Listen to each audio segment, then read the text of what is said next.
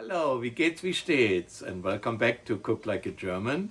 Today in our border country cooking we have country number 5, and that is France. And we have Rheinland-Pfalz and Baden-Württemberg, our two states.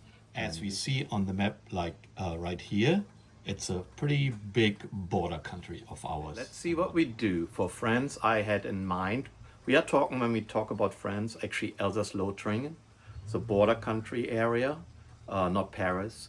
And there, one thing is very common, wine, and in this case, Riesling wine, what is very big in Germany, a white wine, and also very big in the area of the Alsace.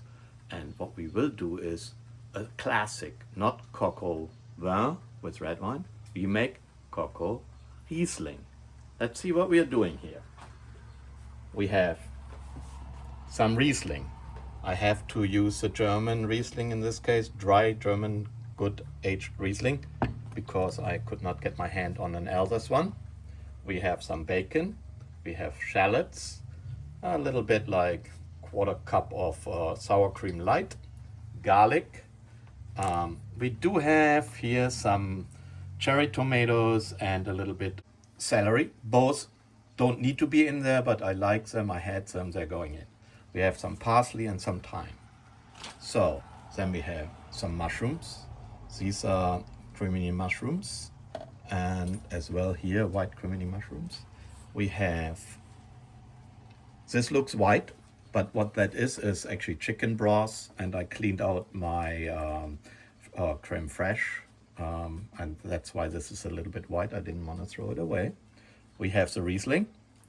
We do have cognac for deglazing, and this is my thickener, what is in general 1 tablespoon of flour and a little bit of chicken broth. That will thicken our gravy. Now, coco vin or coco Riesling, we need the chicken. Sorry, I have my helpers down here, all 3 of them. Guys, get me some vegetables, okay? Again, they fail. All right, my little man. Okay, we have 4 chicken thighs here.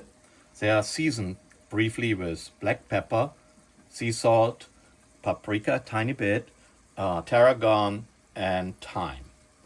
And what do we have in the pan?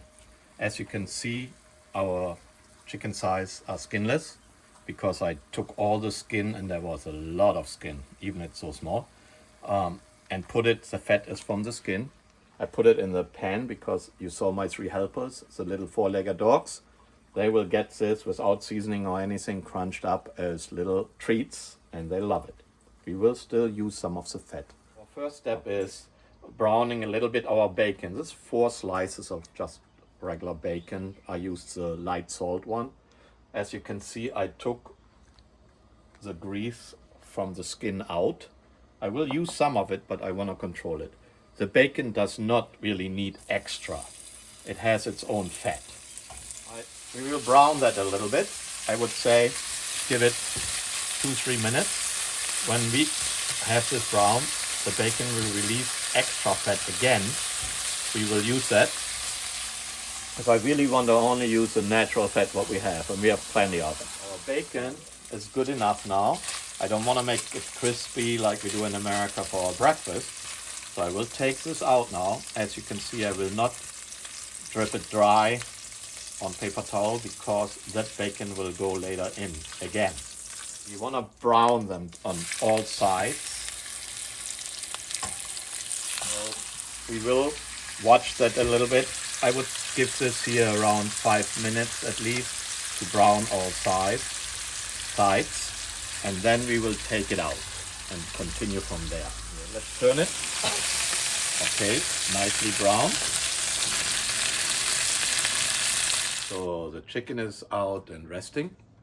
Now we add our aromatics and our vegetables. Some people don't like them out of the can. I do like to add some from the can to it. It gives it a nice texture, but that's my preference. Doesn't have to be anyone else's. So in they go. In addition, we throw the shallots in, and not necessary, again preference, couple of celery and couple of like 4 cherry tomatoes. We cook, we pan fry this until it gets a little tender, and then we continue from there. We have softened it, so we are stirring it a little bit. The next step will be fun. A little bit scary, but I love it. If you ever have done it, deglaze with cognac. If it's hot enough, I don't eat a flame, but we'll see. Before we deglaze, 1 or 2 minutes for the garlic. We are ready to deglaze with our cognac. I have that little tiny zapper here in case it doesn't flame. I don't want to burn it and get it too high. So let's see what the temperature is here.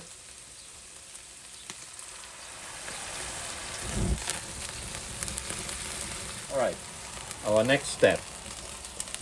We can actually burn down the cognac or leave a little bit in. In addition to the Riesling, we are throwing our thyme twigs in. Do stir it a little bit because we want the bits and pieces on the bottom, like in our juice. In the moment it's Riesling.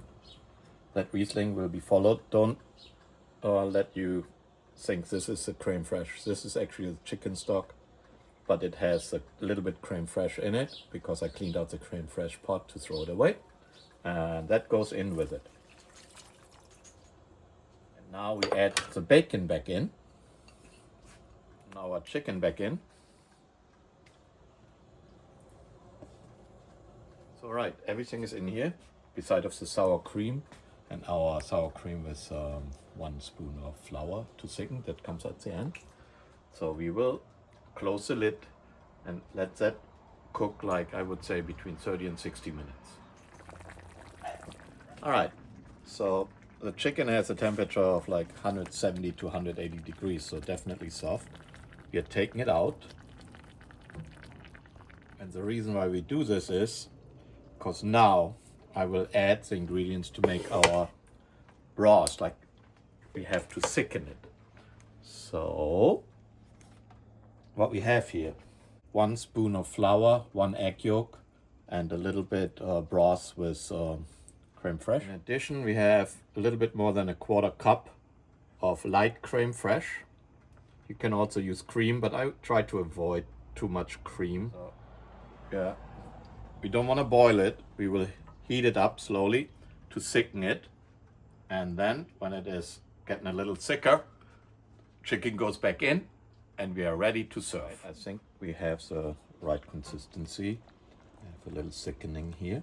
So what we'll do now is throwing back in our chicken. Give me 1 second. Let's get the chicken in before we eat. Right, put the lid on just for warm up. We warm that up a little bit. And we have spätzle, a very common dish also in Alsace Lothringen as well as in Germany. But you can have rice, serve it with, but we use the spätzle today with a lot of parsley because it's also good for you. Okay, here we have it. Coq au Riesling. Let's see how it comes out. I would say chicken is very tender.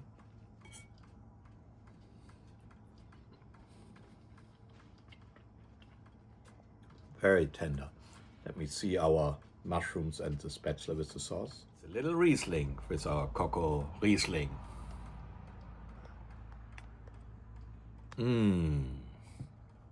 One good meal again. Thank you, friend.